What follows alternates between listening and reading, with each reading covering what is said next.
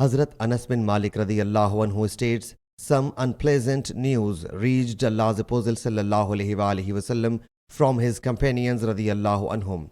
He sallallahu alaihi wasallam whereupon delivered a sermon and said, Paradise and hell have been displayed to me. I have never seen good and evil like this day ever before. If you had known what I know, you would have loved less and wept much.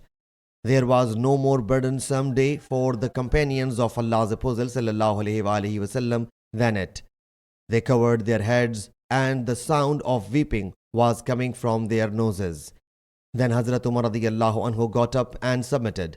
We are pleased to accept Allah Jalla Jalaluhu as our Lord, Islam as our religion, and Muhammad sallallahu alaihi wasallam as our prophet.